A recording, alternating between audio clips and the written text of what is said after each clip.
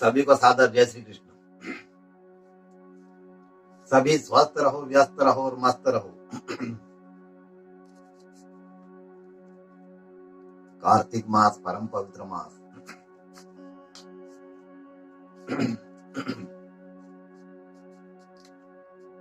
कल भाई दूज थी, आज तृतीया तिथि है। आज हम आगे की कथा सुनेंगे। उससे पहले मैं आपसे निवेदन करता हूं, आप मेरे चैनल को सब्सक्राइब अवश्य करें और बेल आइकन का बटन अवश्य दबाएं, लाइक करें और कमेंट्स भी करें। सब्सक्राइब अवश्य करें ताकि मैं जो भी आपको जानकारी भेजूं वह स्वतः ही आपके पास आना शुरू हो जाएगी। आप सब्सक्राइब करेंगे और बेल आइकन का बटन दबाएंगे, मेरे यहाँ से जो भी जानकारी प्रेषित होगी वह सीधे सीधे आपके पास तत्परता के साथ में आ जाएगी। अब हम कथा श्रवण करेंगे। राजा पृथु ने पूछा, हे देवर्षि, इसके पश्चात युद्ध में क्या हुआ और वह दैत्य कैसे मारा गया? कृपया करके उस कथा को मुझसे कहो। नारद जी ने कहा,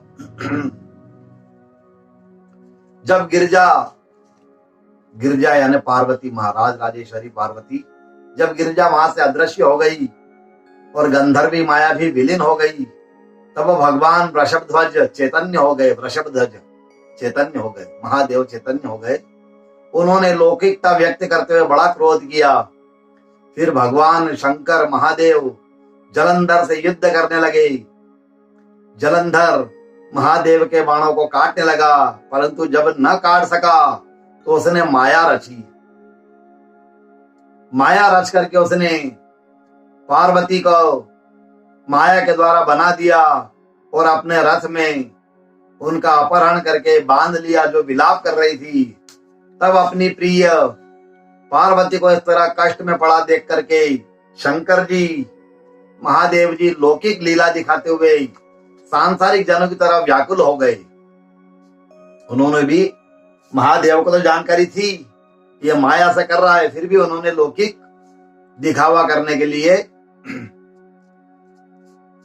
उन्होंने देवी का जो अपहरण किया था दिखाते हुए लौकिक लीला दिखाते हुए सांसारिक जनों की तरह व्याकुल हो गए और उन्होंने अग्निपुंज की तरह भयंकर रौद्र रूप धारण कर लिया। महादेव का रौद्र रूप हर कोई देख नहीं सकता है, किसी की सामर्थ्य नहीं है कि महादेव का रौद्र रूप देख ले। इतनी किसी भी देवी देवताओं में इतनी सामर्थ्य नहीं होती है।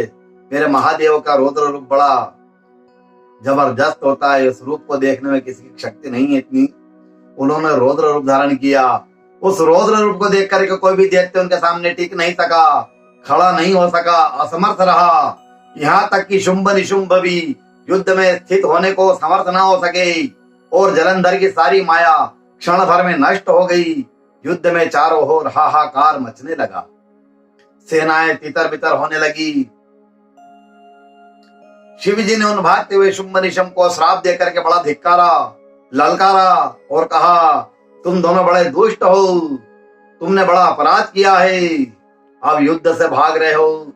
भागते को मारना पाप है, इसलिए अब मैं तुम्हें नहीं मारूंगा, परंतु तुम्हें गौरी अवश्य दंड देगी। गौरी तुम्हारा अवश्य तुम्हें गौरी मारेगी।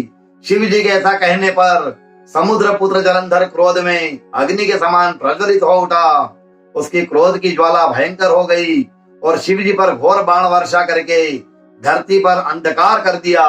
धरती अंधकारमय हो गई। उस दैत्य की ऐसी चेष्टा देख करके महादेव बड़े ही क्रोधित हुए तथा उन्होंने अपने बनाए हुए सुदर्शन चक्र,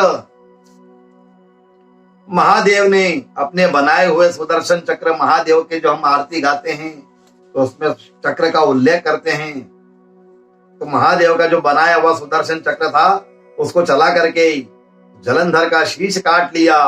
एक प्रचंड शब्द के साथ उसका सिर धरती पर गिर पड़ा और बड़ा भयंकर हाहाकार होने लगा।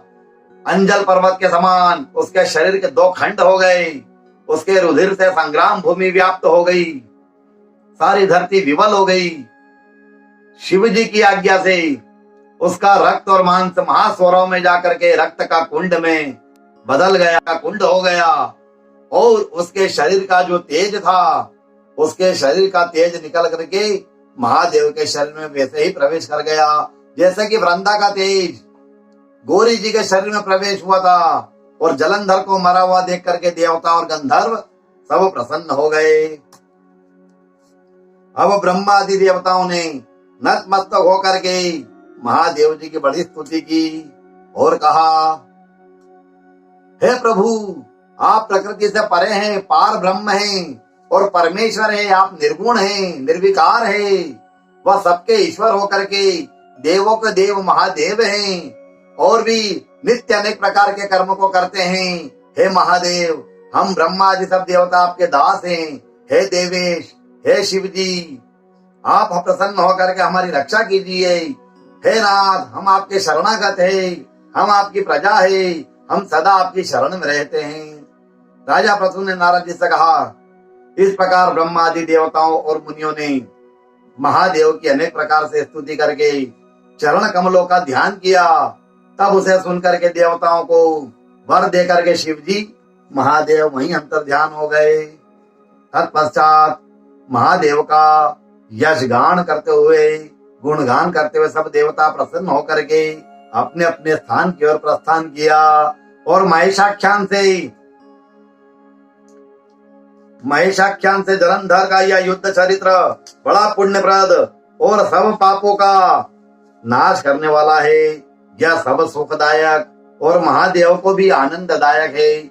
जो इन दोनों आख्यानों को पढ़ेगा या श्रवण करेगा, सुनेगा, वह सभी सुखों को भोग करके अंत में मोक्ष पाएगा, अमर पद को पाएगा। आप सभी से पुनः मैं निवेदन करता हूँ, आप सब मेरे चैनल को सब्सक्राइब अवश्य करें, बेल आइकन का बटन दबाएं, घंटी बजाएं, लाइक करें, कमेंट्स करें और सब्सक्राइब अवश्य करें। और पुनः अपनी मैं वाणी को विराम देता हूं। आप सभी स्वस्थ रहो, व्यस्त रहो और मस्त रहो। सभी को सादर जय श्री कृष्ण, जय श्री कृष्ण।